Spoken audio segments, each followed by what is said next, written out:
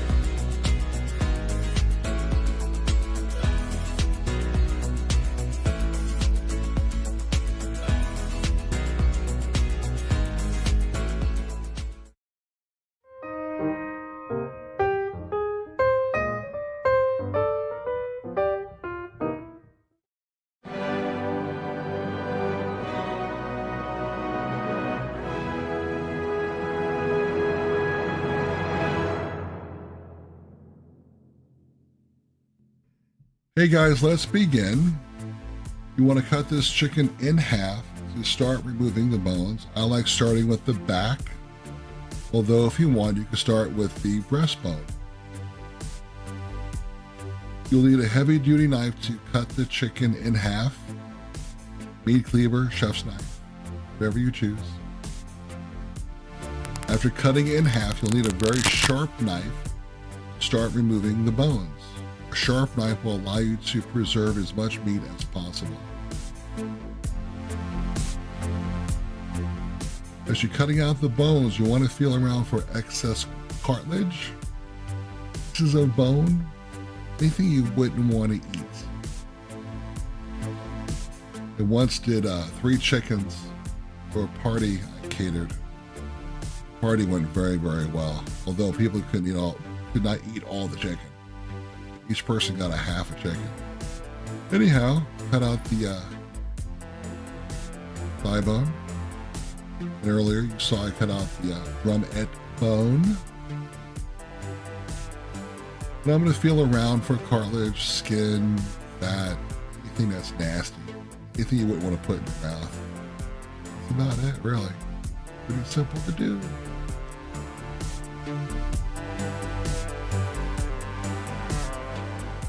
Now you have to remove the knuckle. Knuckle removal is easy, but getting through those tendons, they're all pain in the ass, even with a sharp knife. In retrospect, I should have grabbed a pair of pliers to hold on to them. After cutting them out, you're gonna kind of find a shape for the chicken, because you're gonna either tie it with butcher's twine, which I've done before many times, or use cheesecloth. You want the cheesecloth or the butcher's twine to hold its shape sous vide.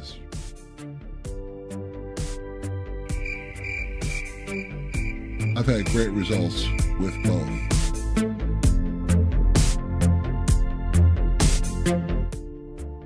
I always dry brine my poultry, my beef. You can use anything you want, from plain salt to Italian to Greek to Chinese to Korean to Japanese to Mexican. You can make this recipe into anything you want. I've done Greek before, where I've used olives, feta, all kinds of seasonings.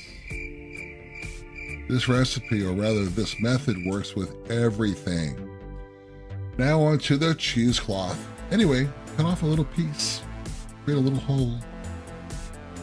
The hole is where the leg's going to go through. in order to hold and shape the shank. I just rhyme there. Shape the shank. Try doing this with 5 or 6 chickens. A lot of work.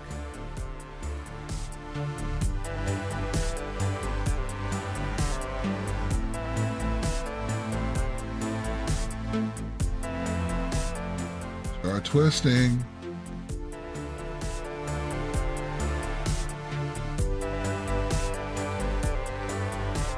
Yeah, there's those pesky tendons cutting out. Number 2.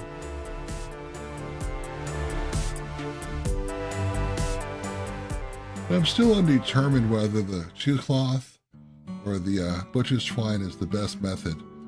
Again, I've gotten great results with both. Presentation is fantastic. You want to take butcher's twine and you want to tie off the cheesecloth as tight as possible. As you can see, I keep taking the butcher's twine, wrapping it tighter and tighter around the cheesecloth until it becomes a very clumped little package. Cut off the excess string.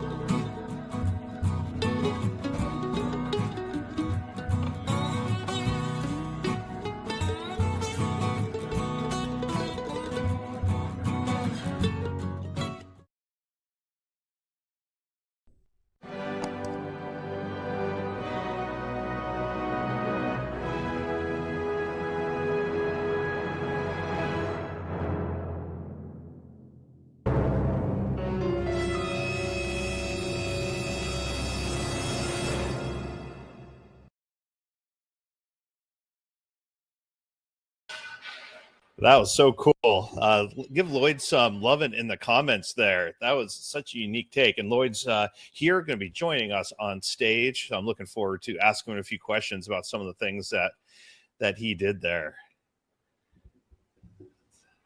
Coming up right now. Hey, how's it going, Lloyd? Great, Jason. How you doing?